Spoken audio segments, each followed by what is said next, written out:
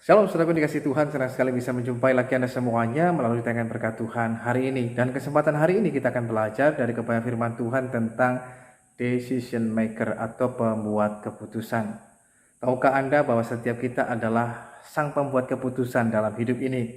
Sekalipun tidak dapat dipungkiri, keadaan, situasi, bahkan orang lain yang ada di sekitar kita juga dapat mempengaruhi kehidupan kita. Tapi sekali lagi keputusan tetap ada di tangan kita. Kitalah yang menentukan, kitalah yang memutuskannya.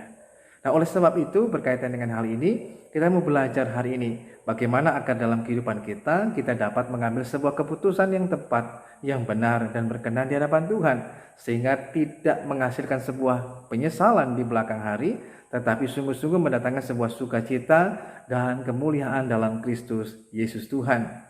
Yang pertama kita mau belajar dari Ibrani pasal yang ke-11 ayat yang ke-24 sampai ayat yang ke-26. Firman Tuhan mengatakan pada ayat yang ke-24, karena iman maka Musa setelah dewasa menolak disebut anak putri Firaun, karena dia lebih suka menderita sengsara dengan umat Allah daripada untuk sementara menikmati kesenangan dari dosa.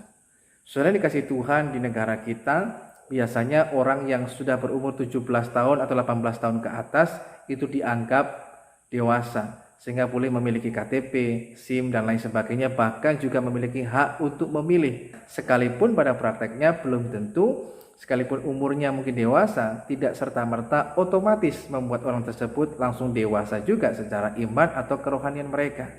Nah, itulah sebabnya betapa pentingnya dalam kehidupan kita, kerohanian kita atau iman kita harus terus dibangun, makin hari makin matang, makin dewasa. Tujuannya apa? Agar kita dapat membedakan mana yang merupakan kehendak Tuhan dan yang mana yang bukan, mana yang berkenan kepada Tuhan dan mana yang tidak berkenan kepada Tuhan. Karena pada waktu kita masih kecil, masih kanak-kanak, orang tualah yang akan mengambil keputusan untuk kita. Mau makan apa, bajunya yang mau dikenakan baju yang mana, warna apa, dan kemudian sekolah di mana. Pada waktu masih kecil, orang tua yang mengambil keputusan untuk kita.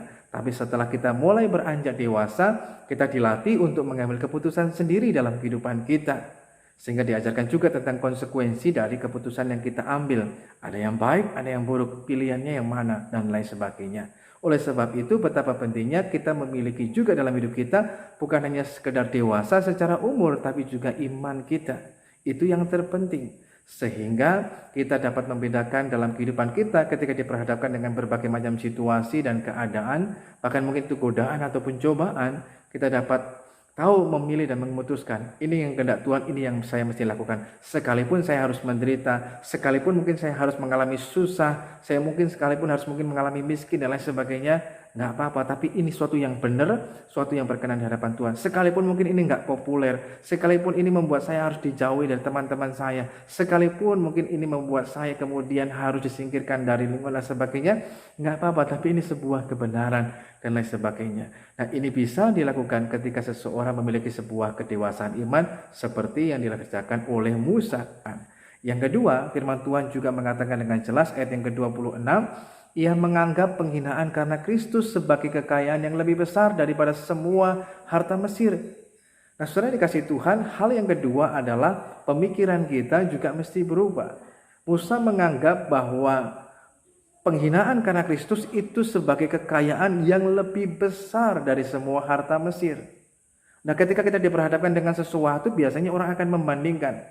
Diperhadapkan dengan dua hal, ada yang banyak, ada yang sedikit, orang pasti akan memilih yang lebih banyak.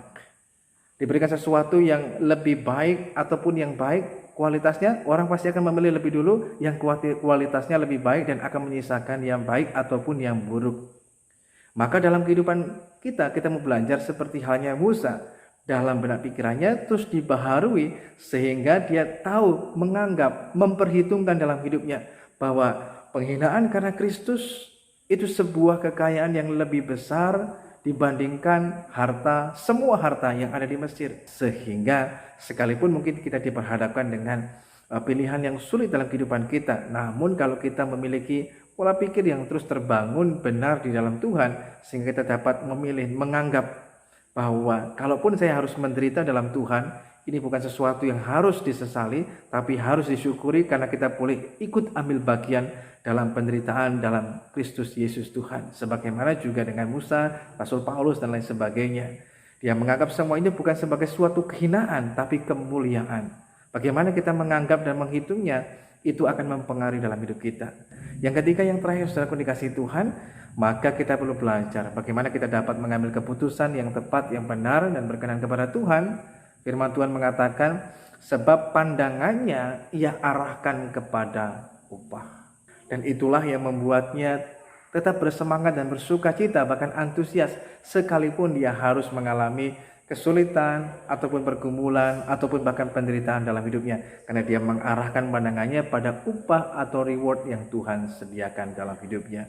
Bagaimana dengan kehidupan kita? Mari kita juga belajar mengarahkan pandangan kita bukan hanya kepada kehidupan di dunia ini saja terus menerus, dari masalah ke masalah, pergumulan ke pergumulan, tapi coba mari kita arahkan pandangan kita pada hal yang bernilai kekal, sehingga kita menaruh pengharapan kita bukan hanya untuk perkara-perkara di dunia ini saja, tapi juga perkara-perkara yang memiliki sebuah nilai kekal dalam kehidupan kita. Kiranya kita belajar hal ini sehingga kita dapat mengambil keputusan yang bijak benar dalam kehidupan kita, menghasilkan sebuah hidup yang terus berkenan di hadapan Tuhan, semakin serupa dengan Kristus, dan Tuhan dipermuliakan melalui hidup setiap kita.